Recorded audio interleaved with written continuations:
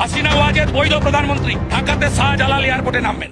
হাসিনা ওয়াজেদ বাংলাদেশের বৈধ প্রধানমন্ত্রী, বর্তমান অন্তর্বর্তী সরকার অবৈধ। হাসিনা প্রধানমন্ত্রী হিসেবেই ঢাকার হজরত শাহজালাল আন্তর্জাতিক বিমানবন্দরে নামবেন। তাকে স্যালুট দিয়ে অভ্যর্থনা জানিয়ে নিয়ে যেতে হবে।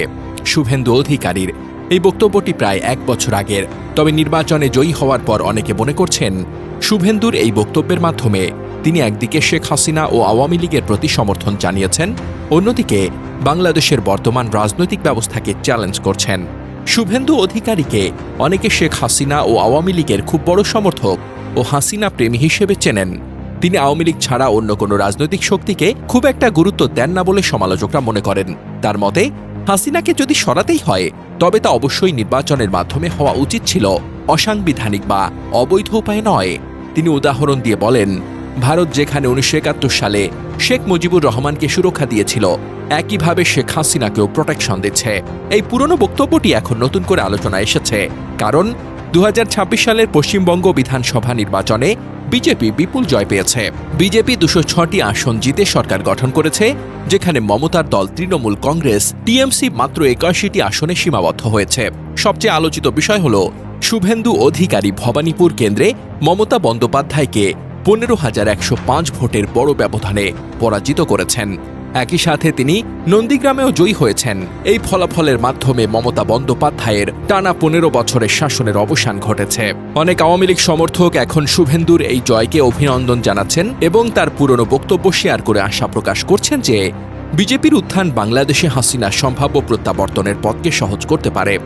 শুভেন্দুর এই অবস্থান ভারত বাংলাদেশ সম্পর্ক এবং আঞ্চলিক রাজনীতিতে ব্যাপক আলোচনা সমালোচনার জন্ম দিয়েছে। কেউ একে রাজনৈতিক সমর্থনের বার্তা হিসেবে দেখছেন, আবার কেউ ভারতীয় হস্তক্ষেপ বলে সমালোচনা করছেন। পরিস্থিতি এখনও পরিবর্তনশীল। শুভেন্দু অধিকারী মমতা বন্দ্যোপাধ্যায়কে হারিয়ে বর্তমানে পশ্চিমবঙ্গে বিজেপির অন্যতম শক্তিশালী মুখ। তার এই বক্তব্যকে অনেকেই তার বর্ধিত আত্মবিশ্বাস ও আঞ্চলিক রাজনীতিতে বিজেপির সক্রিয় ভূমিকার ইঙ্গিত হিসেবে দেখছেন।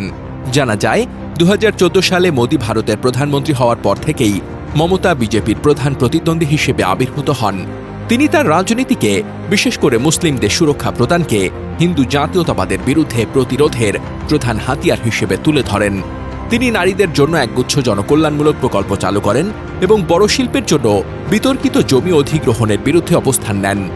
চেন্নাইয়ের শিব নাদার বিশ্ববিদ্যালয়ের রাষ্ট্রবিজ্ঞানের অধ্যাপক এবং নির্বাচনী পর্যবেক্ষক রাহুল ভার্মা বলেন, মমতার প্রতি দৃশ্যমান জনসমর্থন ছিল এবং তিনি জনপ্রিয় বটে, কিন্তু তৃণমূলের সাংগঠনিক কাঠামোর বিরুদ্ধে মানুষের মধ্যে তীব্র ক্ষোভ কাজ করছিল। সাধারণ মানুষের দৈনন্দিন জীবনে তাদের অতিরিক্ত হস্তক্ষেপ নিয়ে মানুষ খুশি ছিল না।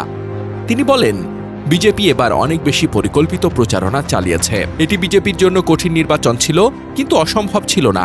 অধ্যাপক ভার্মা বলেন, পশ্চিমবঙ্গে বিজেপির জন্য একটি পথ খোলাই ছিল এবং সকল পরিস্থিতি অনুকূলে থাকায় এই ফল এসেছে। শক্তিশালী সরকার বিরোধী হওয়া ছাড়া পশ্চিমবঙ্গে এমন ফলাফল সম্ভব হতো না। এবারে নির্বাচনে প্রায় 6,82,00,000 মানুষ ভোট দিয়েছেন, যা মোট ভোটের প্রায় 92.93%। রাজ্যের ইতিহাসে ভোটদানের একটি রেকর্ডও এটি।